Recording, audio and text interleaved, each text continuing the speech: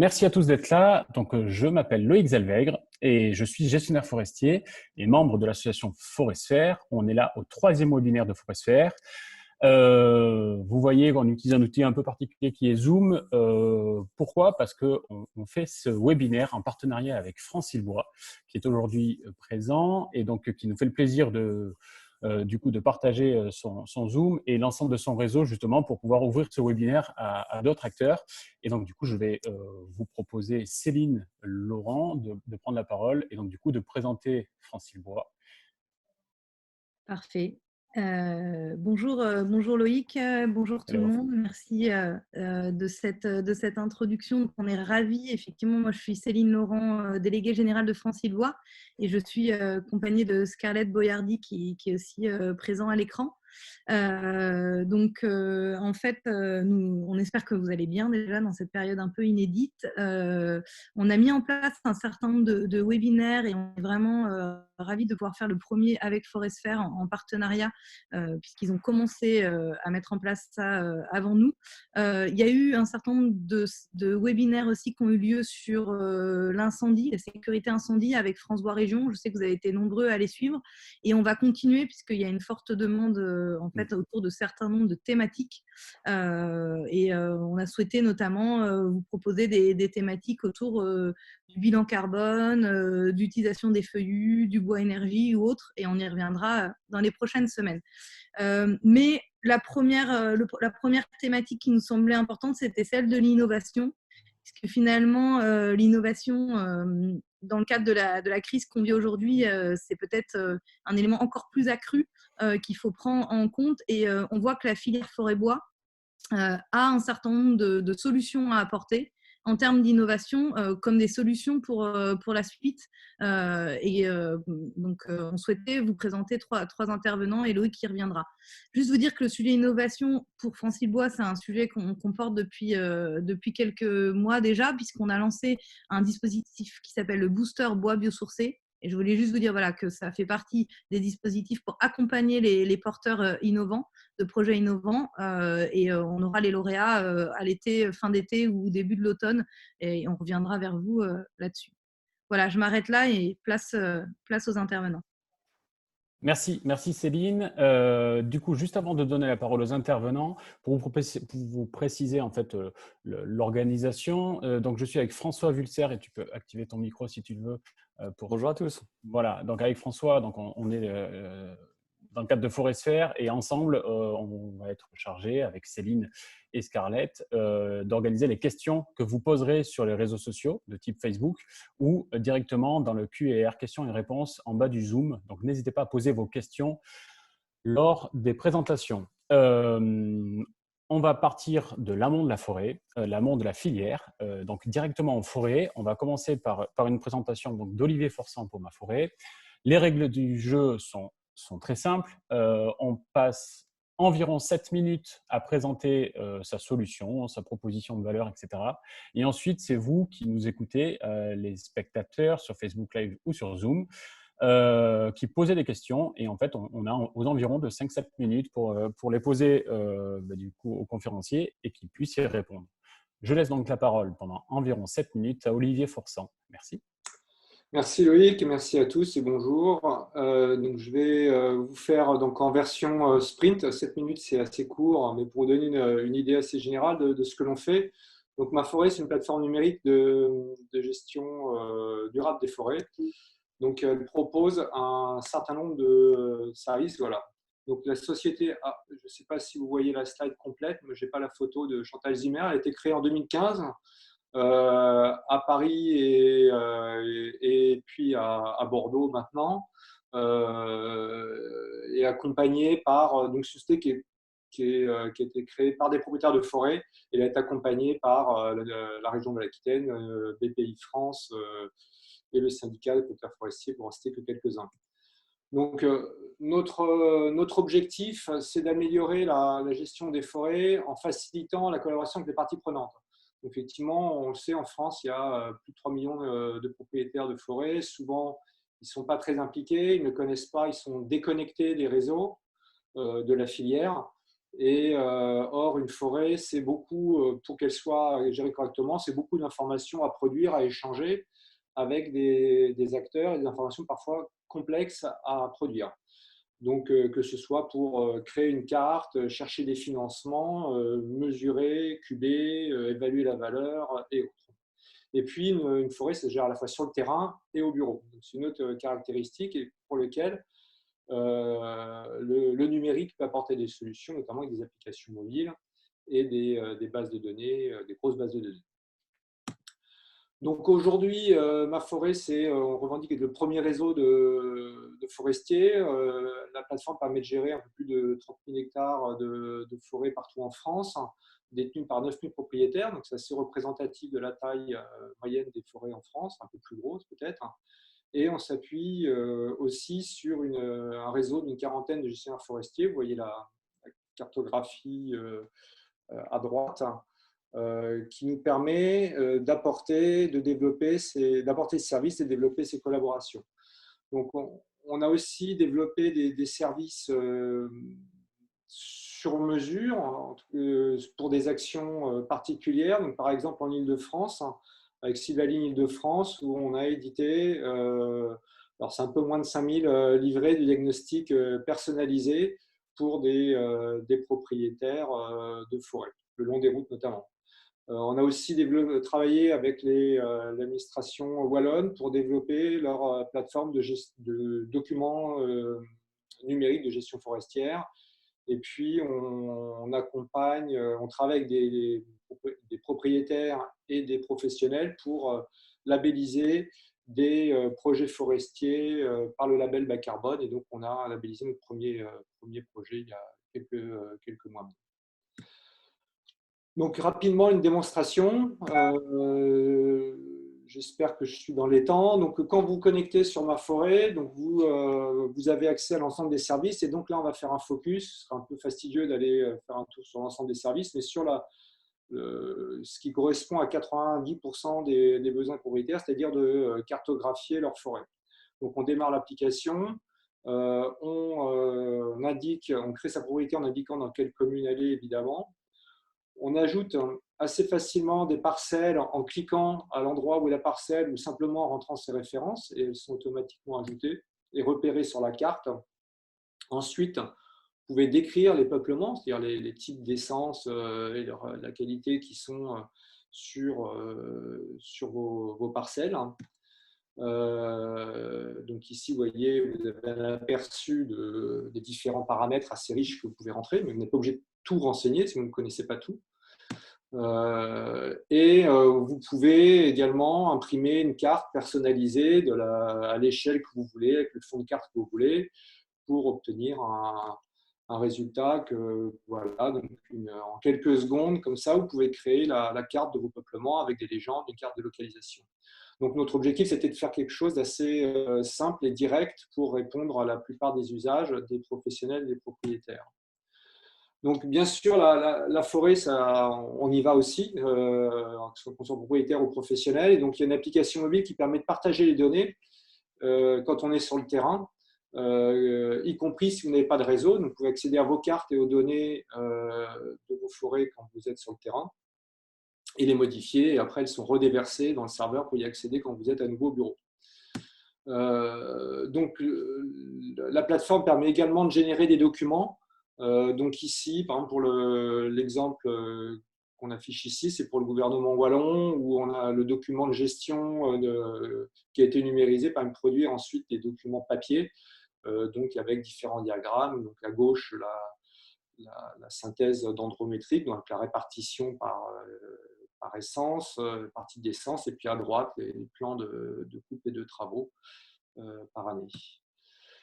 Donc, nos prochains développements, notre volonté, c'est vraiment de rendre la forêt accessible au plus grand nombre des propriétaires et des outils numériques performants accessibles le plus possible aux professionnels. Donc, on va proposer un abonnement gratuit limité pour les propriétaires et des abonnements premium pour des outils plus avancés, des nouveaux outils plus avancés de cartographie, de cubage notamment.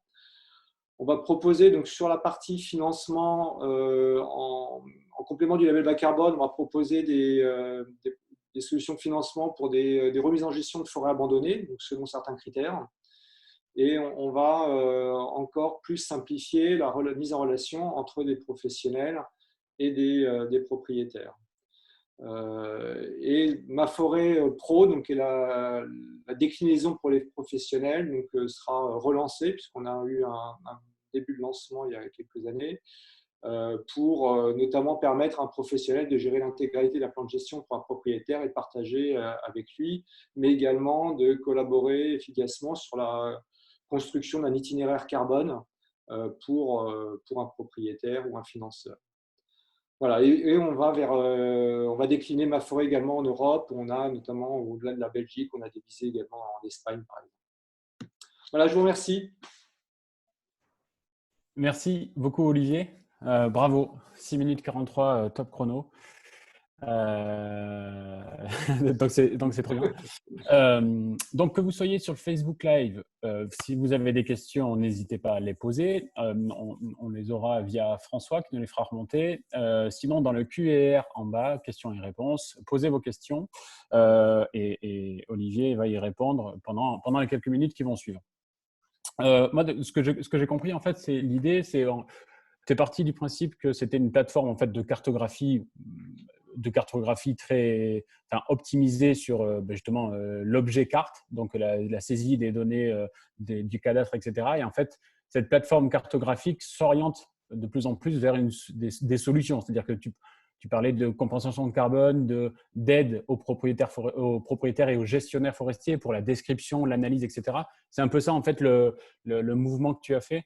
Oui, complètement. En fait, on a constaté qu'une des difficultés qu'en rencontre un propriétaire quand il voulait gérer sa forêt, c'était déjà de la cartographier, de repérer ses parcelles et de pouvoir la cartographier pour communiquer avec les parties prenantes. Donc, c'était effectivement le cœur du développement.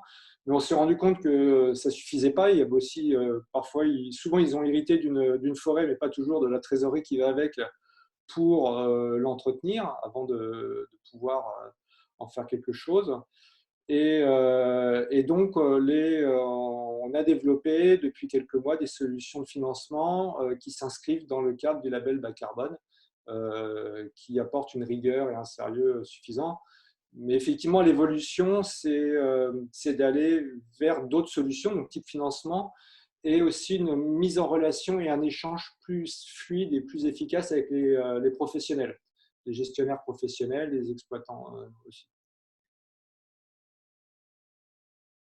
Oui, du coup, on a peut-être d'autres questions aussi qui nous intéressent côté Francilbois sur la partie vraiment Île-de-France, puisqu'on voit qu'on a vraiment de nombreux propriétaires forestiers qui sont parfois sur des petites parcelles.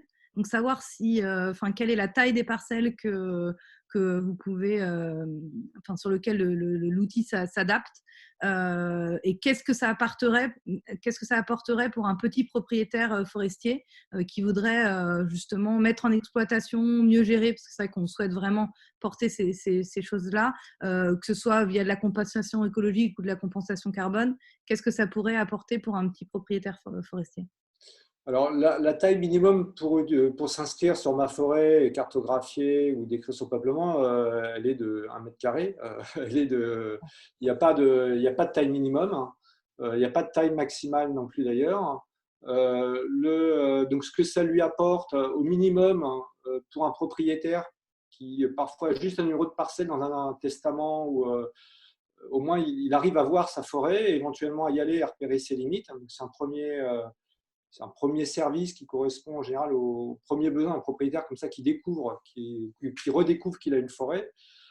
Ensuite, sur l'Île-de-France, et sur ces petits propriétaires en particulier, on peut, comme on l'a fait sur Sylvaline d'ailleurs, mener des actions de regroupement.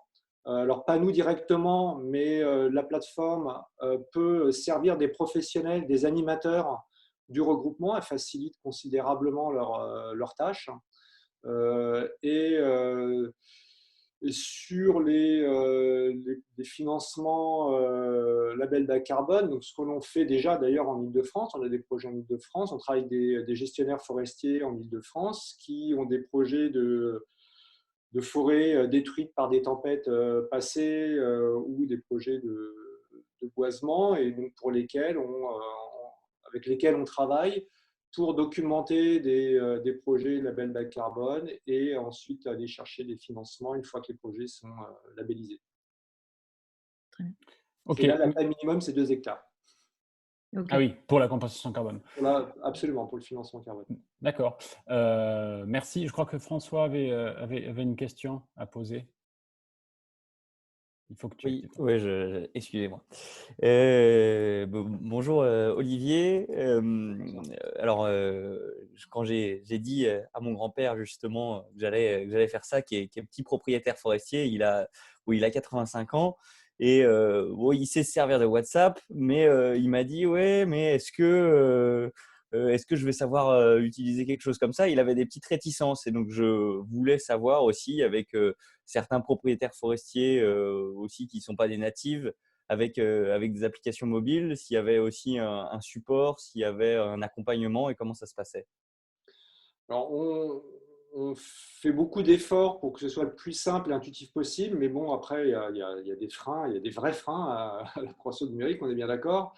Donc, aujourd'hui, on n'a pas enfin, on a un support en ligne quand les gens peuvent nous écrire et quand il y a une boîte de contact direct et on répond pour les décoincer quand ils sont coincés, on les accompagne, on téléphone également pour les aider.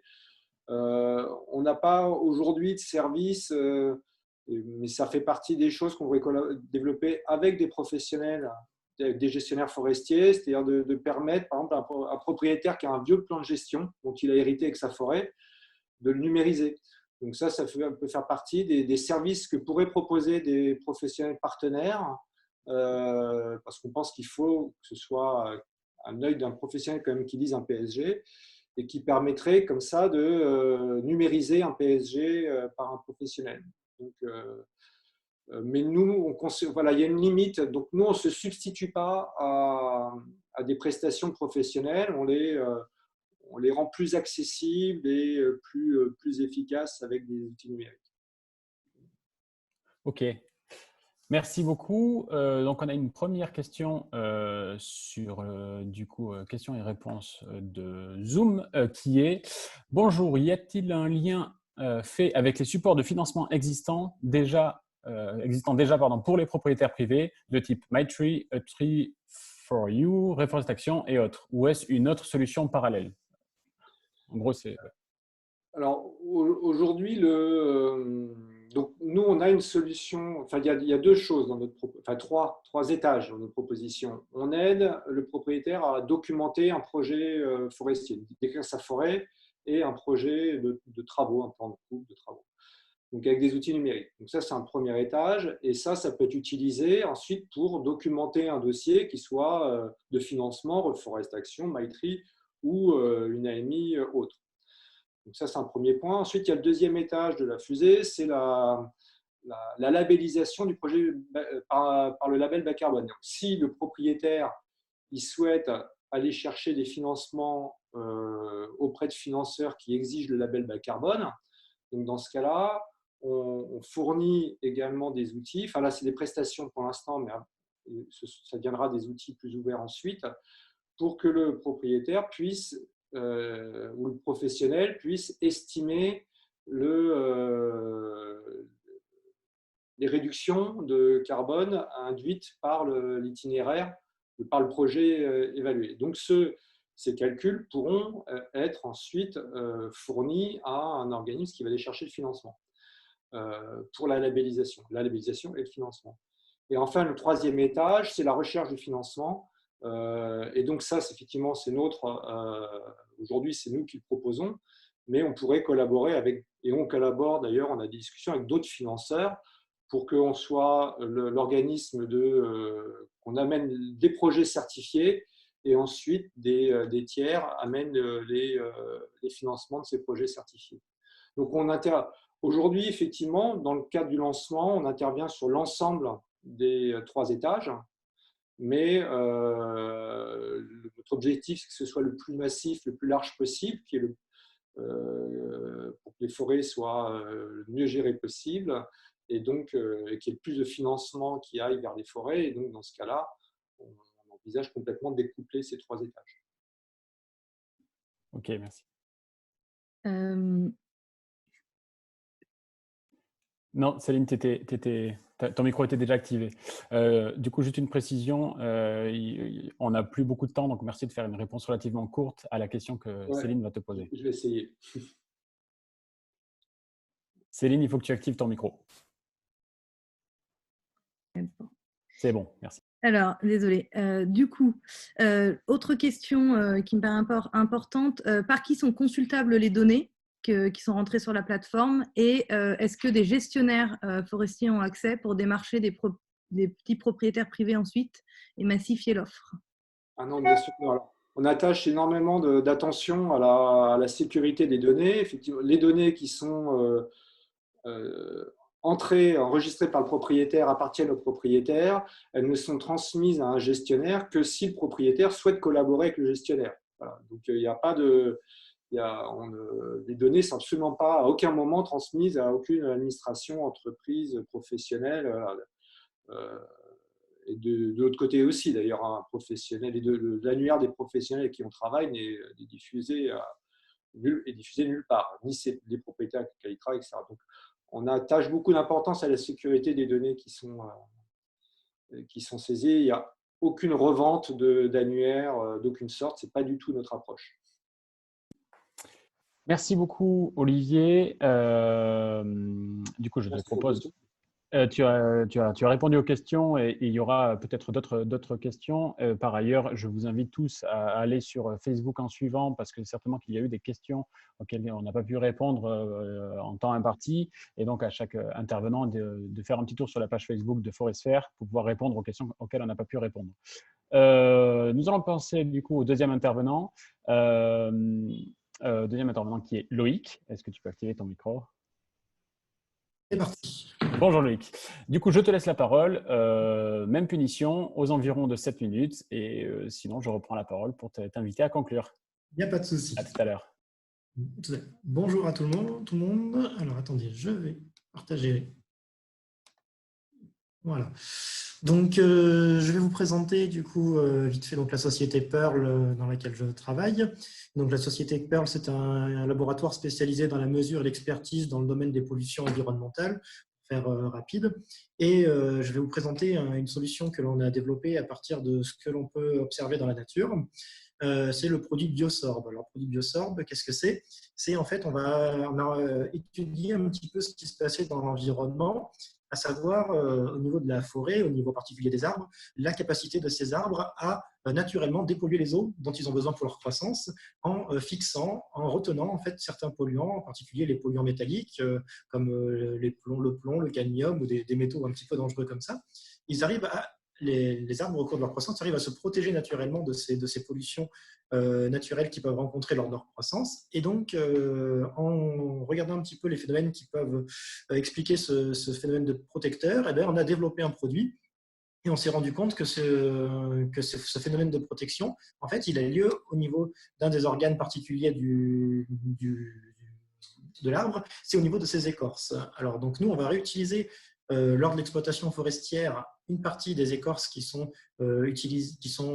éliminées lors de l'exploitation forestière ou lors de la transformation du bois. Au niveau des scieries, on va réutiliser en fait ces écorces qui ont ces propriétés de captation, de fixation de ces métaux pour en faire un produit donc 100% naturel de dépollution. Donc, comment on fait ce produit? Ce produit, on va venir broyer, tamiser ces écorces pour obtenir une poudre qui va ressembler un petit peu à du café soluble pour vous donner un petit peu la granulométrie. Et on va venir activer ces écorces pour les rendre compatibles dans un système de traitement des eaux. Les écorces, à la base, c'est quand même quelque chose qui est assez hydrophobe, Le but du jeu, c'est de protéger aussi l'arbre des agressions physiques et de l'eau. Donc, il va falloir les rendre hydrophiles pour pouvoir l'utiliser dans le système de traitement des eaux. Et puis, on va venir éliminer des molécules qui sont un peu sympas dans le traitement des eaux. C'est tout ce qui est tanin. C'est bien dans le vin, mais pour l'environnement, c'est pas forcément terrible de les relarguer. Donc, on va venir les éliminer aussi via donc une activation chimique 100% naturelle et de chimie verte pour obtenir en fait ce produit capable de fixer les polluants. Ça va ressembler un petit peu à un charbon actif sans avoir toute la partie de production thermique qui nécessite beaucoup d'énergie, etc. On va s'arrêter à une étape intermédiaire et on va obtenir ce produit donc, qui est le principe actif de notre produit Biosorb. Ensuite, on va utiliser un autre coproduit d'une autre filière qui est la filière lin.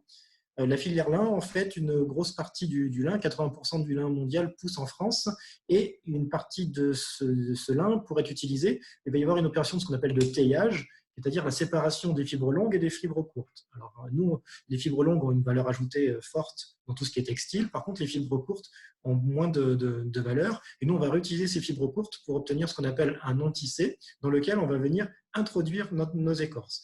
Au final, on va obtenir un produit 2 en 1, un produit qui a des capacités de fixation chimique des éléments et un produit qui a des propriétés de fixation physique des particules, pour obtenir, on va dire, des tapis qui vont ensuite être mis en œuvre sous forme de cartouches pour être utilisés dans les stations de traitement que vous avez présentées ici. Alors, le système est très simple. Il suffit ensuite de pomper une eau qui est polluée et de faire passer ces eaux polluées au travers de ces cartouches pour pouvoir retenir en fait les polluants, donc les polluants chimiques et les polluants physiques au niveau de ces cartouches. Donc les éléments qui peuvent être fixés, ce sont tout ce qui est métaux lourds, plomb, cuivre, nickel, cadmium, mais aussi on peut récupérer des métaux précieux. Donc chez certains industriels, on vient récupérer du coup des métaux précieux qui sont utilisés dans leur process, comme du palladium, de l'or, et ensuite on peut revaloriser ces éléments, qu'ils soient précieux ou moins précieux, en fait, au moment de l'élimination de ces cartouches, une fois qu'elles sont saturées, puisque notre produit donc, est incinérable et apporte même de l'énergie au niveau des incinérateurs, et on va pouvoir récupérer dans les cendres ces métaux qui ont été captés et pouvoir les revaloriser sous forme de lingots.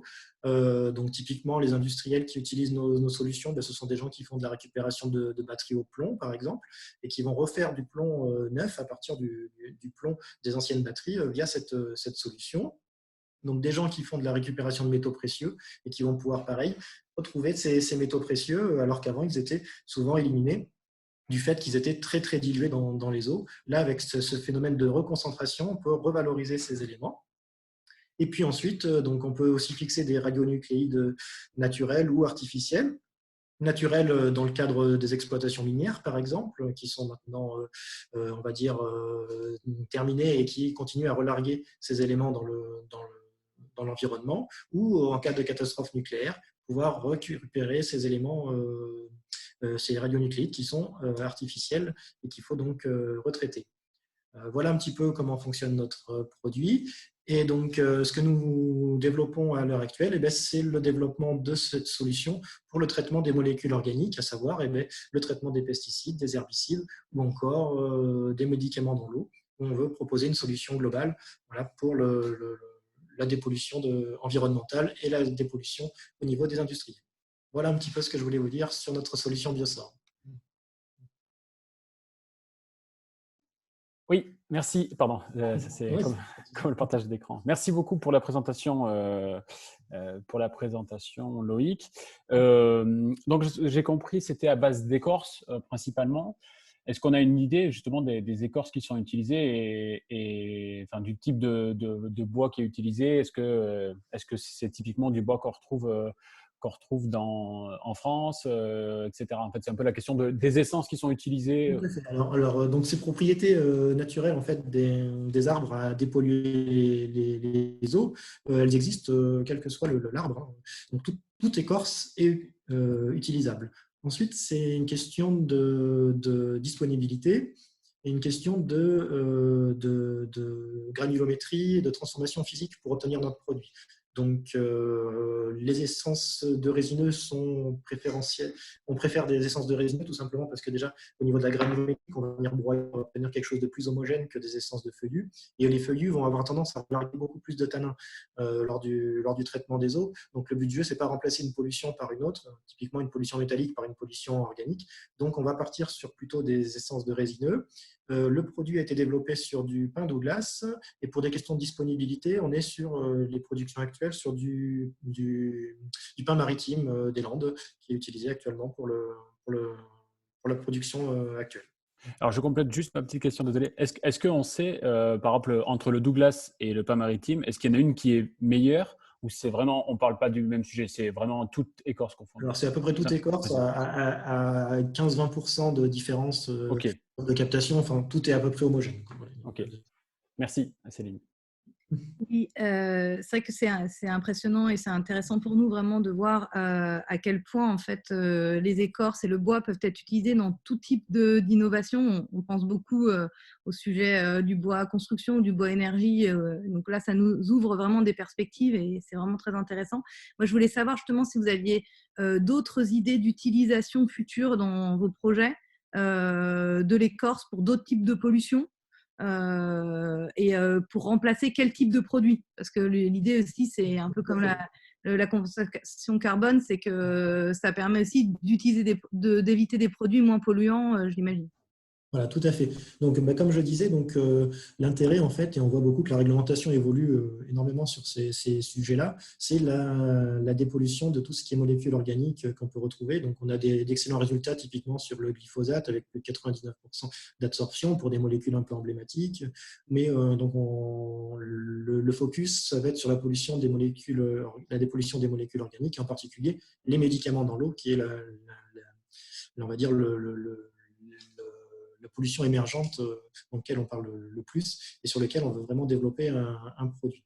Alors notre produit, il vient en substitution en fait de souvent des résines échangeuses d'ions. Donc les résines échangeuses d'ions, elles ont exactement ces mêmes propriétés, sauf qu'on part d'un produit pétrolier. Là-bas, c'est du plastique sur lequel on va venir fixer des molécules qui ont ces capacités de fixation. Et donc voilà, c'est des billes de plastique. On vient remplacer en fait ces billes de plastique par un produit naturel.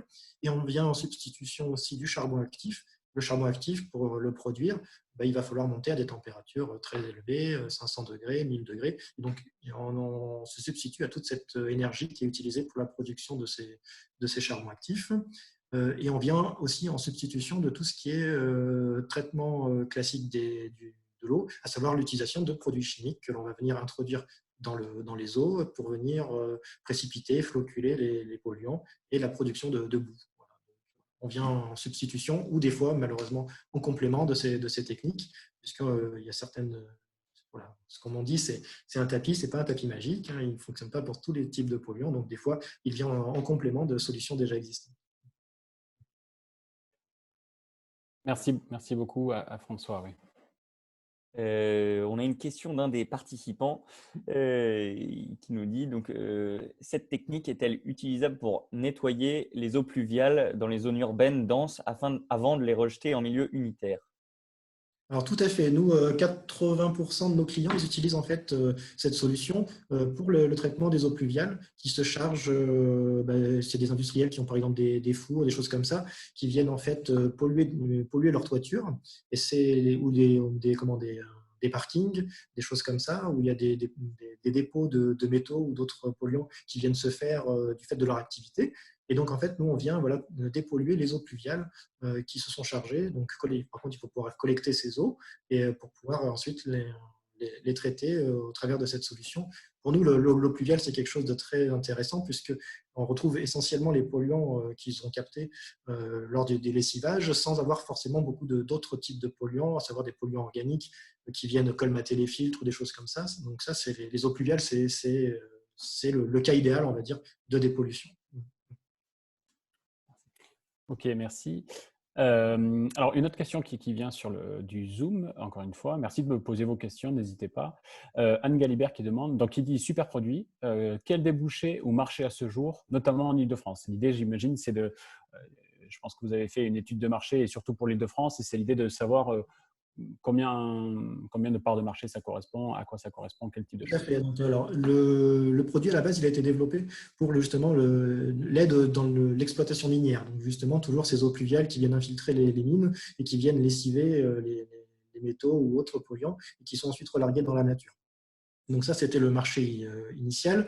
Et on s'est rendu compte que c'est un marché un petit peu compliqué puisqu'il y a tout ce qui est exploitation des mines, plan de gestion et tout ça. Il y a les propriétaires qui est vraiment, on va dire, responsable de la pollution, quand il y a des anciennes mines qui sont abandonnées, des choses comme ça. Enfin, c'est un petit peu compliqué pour trouver des exploitants. Donc, on s'est reconcentré sur le traitement chez les industriels.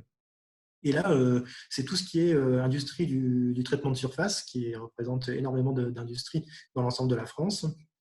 Et puis, donc, tout ce qui est recyclage tout ce qui est déchetterie, recyclage de métaux, qui ont ces problématiques de polluants dans les eaux. Alors, typiquement, voilà, nous, on avait proposé nos services pour la dépollution Notre-Dame de Paris, puisque avant les eaux pluviales venaient justement récupérer du plomb et se rejeter dans la Seine. Alors après, c'est pareil, c'est des questions de marché, des choses comme ça. Et c'est une société qui utilise notre solution comme produit qui a été on va dire, mandaté pour faire cette dépollution, mais qui n'utilise pas cette technologie dans ce cadre-là. Mais voilà. Parce qu'en fait, donc, soit notre solution elle est proposée directement aux clients, ou soit en fait, on passe par des solutions, des entreprises intermédiaires qui sont spécialisées dans la dépollution et qui utilisent notre technologie et qui proposent notre technologie chez leurs clients. Ok, merci. Je crois que Céline, tu avais une question à faire remonter. Oui, alors on a de nombreuses questions, donc on pourra pas répondre à tous, mais on propose effectivement à Loïc, juste en parallèle, de pouvoir y répondre par écrit, ensuite directement sur le QNR. Une dernière question sur la durée d'utilisation du produit et peut-être la provenance des bois. Alors, la durée d'utilisation du produit, ça va dépendre de la concentration en pollution. Pour un ordre de grandeur, on va dire, on va venir concentrer 1000 fois la pollution. Donc, typiquement, une cartouche qui fait une vingtaine de litres, elle va venir pouvoir traiter, si la concentration, si les polluants sont très concentré, on va arriver à traiter une vingtaine de mètres cubes d'eau. Par contre, sur certains clients qui ont des pollutions de l'ordre de 0,1 mg par litre, donc ce qui est tout à fait une pollution classique, on arrive à traiter environ 200 mètres cubes d'eau par cartouche. On arrive à des coûts de traitement qui sont inférieurs à 1 euro du mètre cube traité, ce qui est très très bon puisque les solutions concurrentes sont aux alentours de 5-10 euros du mètre cube traité. Donc, ça va vraiment dépendre des polluants. Et donc, c'est pour ça que nous, comment on fonctionne, on demande à nos clients de nous envoyer un échantillon. Et à partir de cet échantillon, on fait des tests laboratoires qui vont nous donner une idée de la durée de vie du produit et savoir si c'est intéressant de passer sur ce produit-là ou pas. Sur la provenance des bois? La provenance des bois, c'est du pin des Landes. Enfin, pour l'instant, c'est du pin maritime qui provient des Landes. C'est que, ok, très clairement. 100% français. Okay. Et le lin aussi. Ah oui.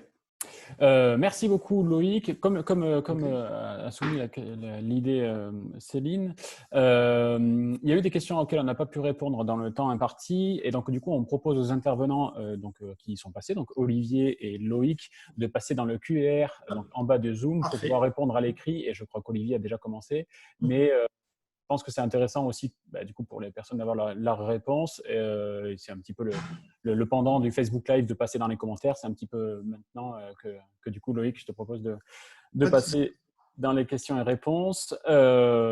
Merci beaucoup, Loïc. Et donc, du coup, on finit, on va dire, l'échelle de la filière. On a commencé par l'amont et on termine par l'aval.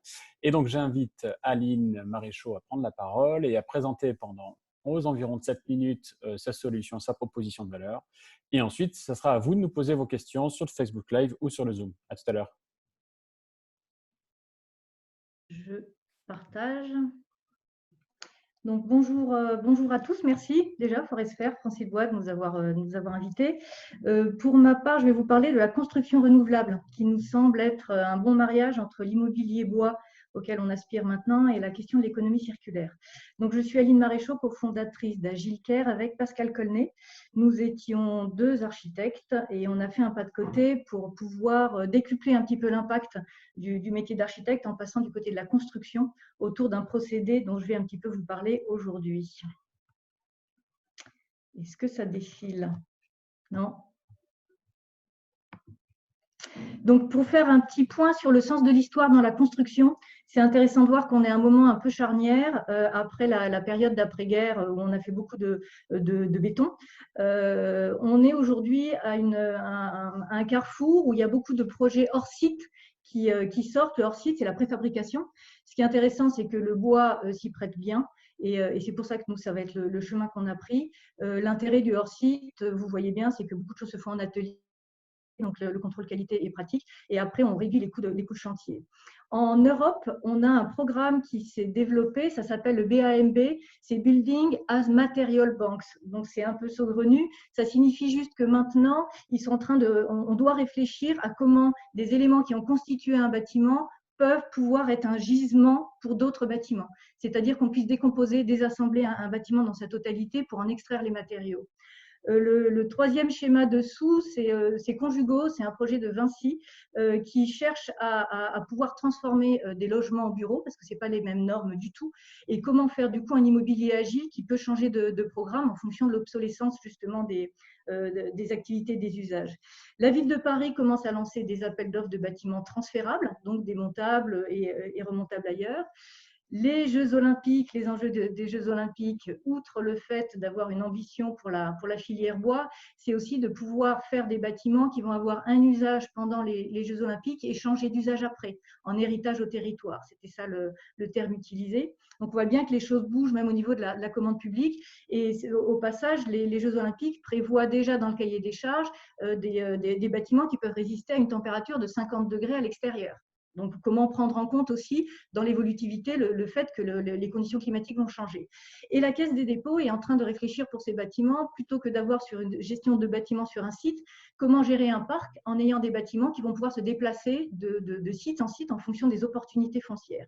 Donc, on voit bien que le milieu de la construction est en train de changer. On va vers plus d'évolutivité, de réversibilité et de transfert des bâtiments. Donc, c'est un enjeu qui va nous intéresser. C'est là où je peux vous présenter du coup la construction renouvelable. La construction renouvelable, c'est un terme qu'on a donné à ce qui nous semble aujourd'hui pertinent pour envisager la construction dans son ensemble, mais plus particulièrement autour d'une filière bois qui s'y prête beaucoup plus. Ça se présente, pour nous, il y a 3 piliers sur la construction renouvelable. La frugalité, c'est-à-dire comment prélever de la ressource de manière maîtrisée, donc en s'appuyant sur des circuits courts et sur des forêts labellisées à gestion raisonnée.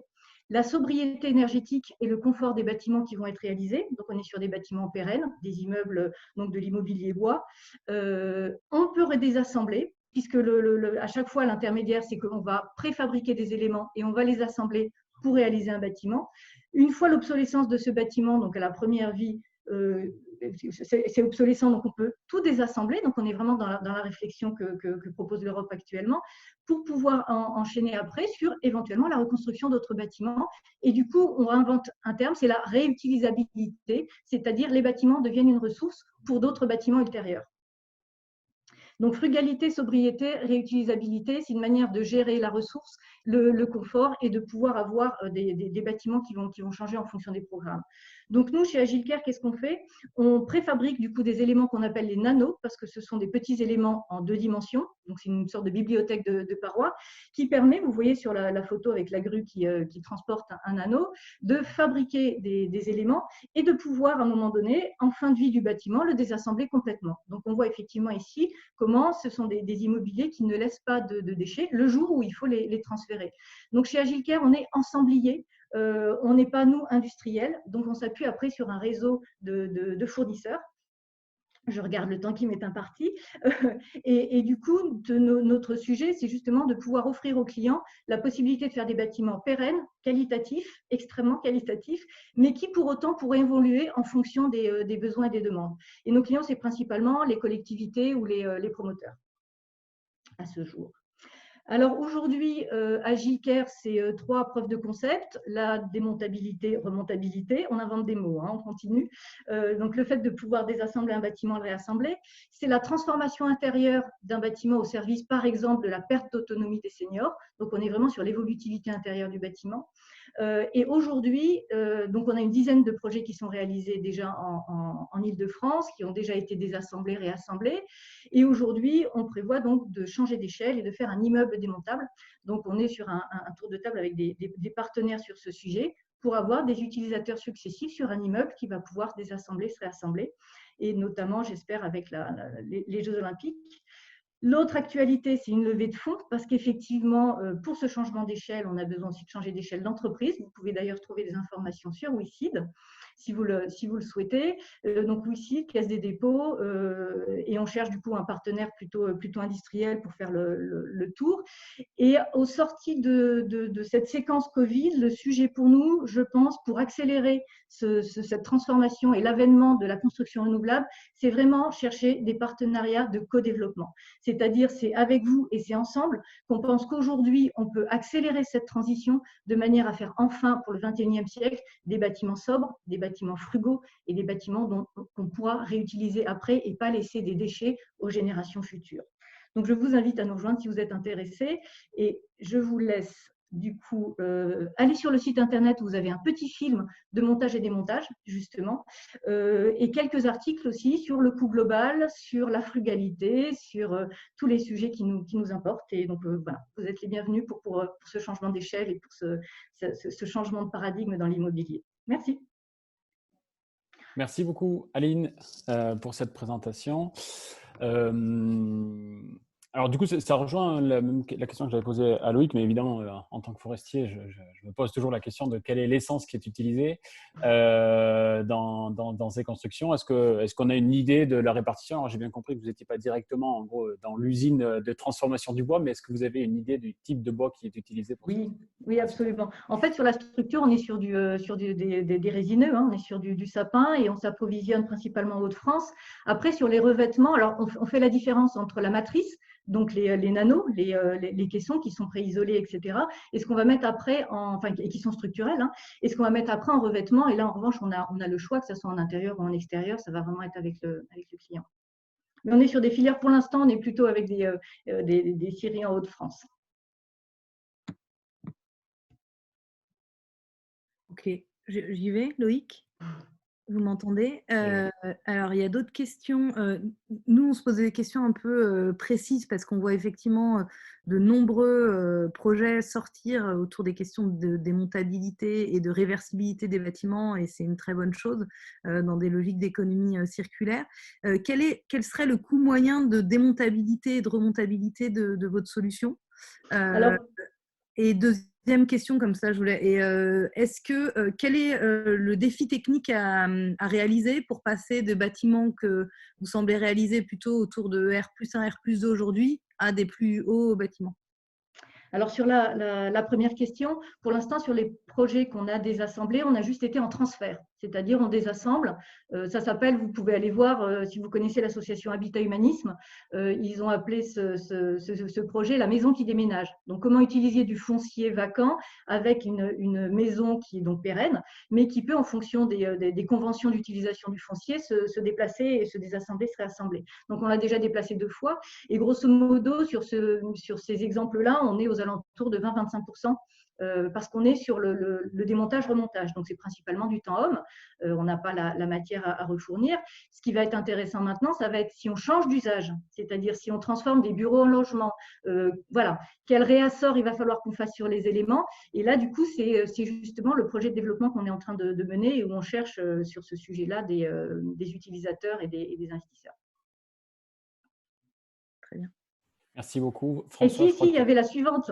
C'était quoi, du coup, la suivante, Céline?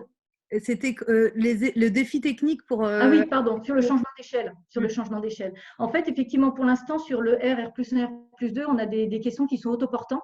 Et là, maintenant, le sujet, ça va être sur des structures poteaux-poutres pour pouvoir faire de l'immeuble. Et du coup, il faut que nos éléments puissent être assemblables, désassemblables, horizontalement, je dirais. C'est-à-dire, on peut changer des façades en changeant juste les nanos de façade. On peut transformer l'intérieur. Donc, ce n'est pas un défi technique. proprement parler. On réutilise des techniques courantes. On est complètement en technique courante. En revanche, ça va être plutôt une intelligence de mise en œuvre de manière à pouvoir avoir des opérations agiles et faciles à mettre en œuvre.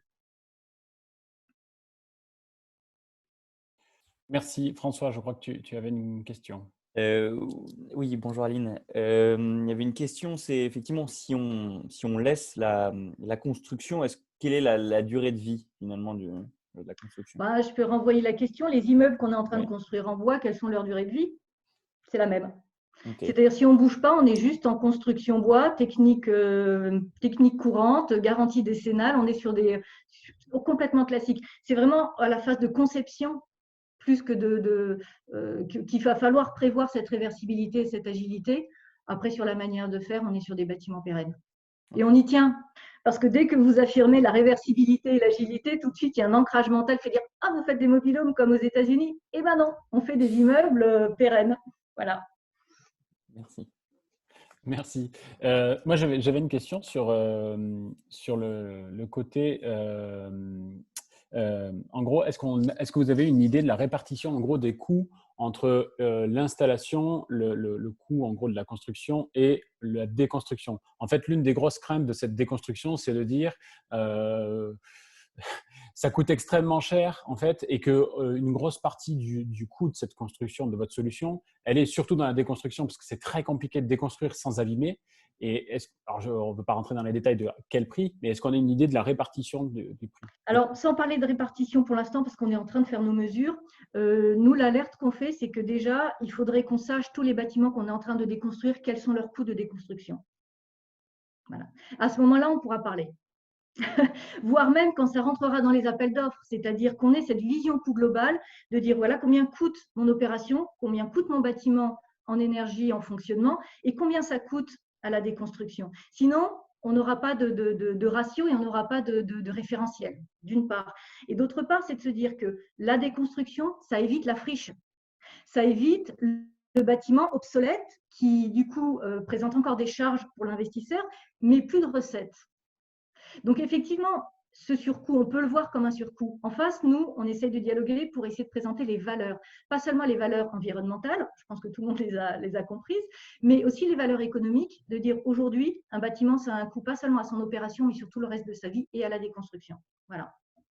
Je ne sais pas si j'ai répondu à la question, mais les enjeux très sont bien. ceux-là. C'est exactement ce que j'attendais comme type de réponse. Merci. Je crois que Céline a une question aussi.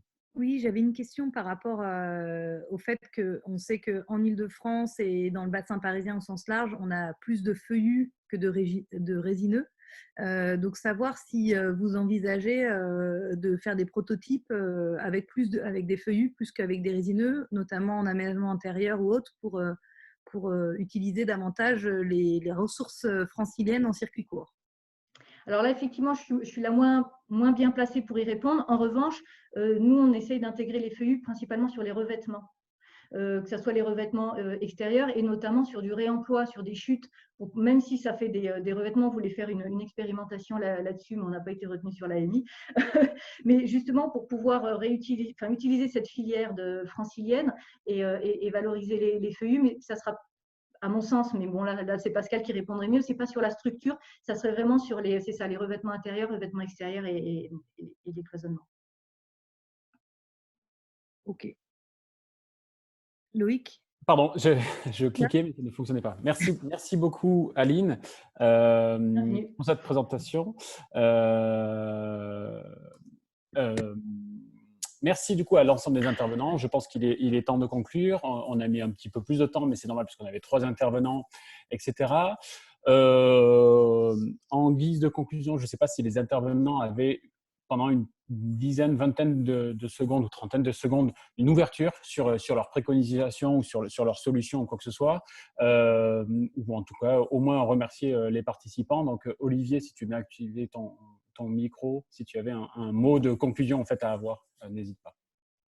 Merci déjà à Forest Fair et à tous les participants d'être venus. Donc, merci si vous êtes propriétaire, de vous impliquer dans la gestion de votre forêt. Et si vous êtes une entreprise, de vous impliquer dans la gestion durable des forêts ou des reboisements. Et à bientôt, j'espère. Merci Olivier. Est-ce que Loïc, tu veux faire un mot de conclusion? Ouais, juste pour vous dire merci déjà d'avoir participé à ce webinaire, de nous avoir permis de présenter cette solution. Et puis, si vous avez soit des problématiques polluantes ou soit vous avez des ressources à nous proposer, n'hésitez pas à aller sur notre site internet pearl-sas.com pour venir prendre contact avec nous et puis qu'on puisse discuter. Nous, on est ouvert à toute proposition, que ce soit en termes de fournisseurs ou en termes de clients. Donc, voilà. Merci. Merci beaucoup Loïc. Et du coup, Aline, vous venez de prendre tout juste la parole, mais vous avez quand même peut-être Absolument. une ouverture et c'est super. Bon, à part les remerciements, j'avais commencé par ça. Non, c'est vraiment de dire qu'on voit bien que la crise sanitaire qu'on vient de traverser, les crises climatiques qui se présentent, la crise économique et toujours les impacts sociaux que ça a, tout le monde est d'accord dans le secteur de l'immobilier pour dire qu'il faut faire autrement. On a des solutions, la filière bois en est une, la construction renouvelable en est une autre, et je pense qu'entre ce projet Agicare et des promoteurs, des industriels, des fabricants, en s'y mettant tous ensemble, donc je cherche vraiment des partenaires en co-développement et des investisseurs, je pense qu'on peut accélérer, alors que nous, sinon, tout seul, notre croissance, elle va être tranquille. Mais avec vous tous, elle ira bien plus vite et je pense que la société en a besoin. Voilà, merci à tous. Merci Aline pour ce mot de conclusion. Juste avant de vous quitter, on vous fait un petit récapitulatif de ce que l'on fait. Et du coup, je propose à Céline de nous présenter du coup, les prochaines actions de Francis Bois et de ce que vous proposez. Oui, tout à fait. Donc, on est ravis de ce premier webinaire en format court. On a souhaité vraiment se dire que voilà, en 1 heure, on arrivait à vous transmettre un maximum d'informations. Les prochains webinaires qui seront faits aussi en partenariat avec France Bois Région, ce sera a priori le 27 mai sur le carbone. À la fois, donc ça recoupera des sujets qu'on a abordés avec Olivier sur la question du label bas carbone, mais en rentrant plus précisément dans ces sujets-là, mais également la future RE 2020, réglementation environnementale 2020. On va aussi parler de préfabrication, d'utilisation de bois feuillu, de bois énergie. On vous donnera les dates prochainement. Et sur les questions d'innovation, on reviendra vers vous pour vous présenter les projets qui auront été retenus dans le cadre du booster bois biosourcé. Voilà. Et ce sera le mercredi également. On garde excuse-moi Loïc, on garde les créneaux du mercredi également en alternance sûrement avec Forest Fair. Je te laisse, ça fait la transition. Du coup, merci Céline, désolé de t'avoir coupé. Et du coup, je propose à François de présenter en gros les prochaines échéances pour Forest Fair. Eh bien, merci. Merci beaucoup à Francis Bois d'avoir fait ce webinaire aussi avec nous. C'était le 3e avec Forest Fair. Et donc, on se retrouve, nous, tous les mercredis à 11h30 sur Facebook Live pour présenter justement des projets innovants ou forts de sens dans la filière forêt et bois. Et donc, on espère vous voir nombreux tous les mercredis à 11h30. Merci François, merci Céline et merci aux intervenants. Merci Scarlett qui était dans l'ombre mais qui était bien présente et qui nous a bien aidé pour ce Zoom. Merci à tous. Il est temps de vous souhaiter déjà un bon appétit. Portez-vous bien et à très bientôt en live. Salut!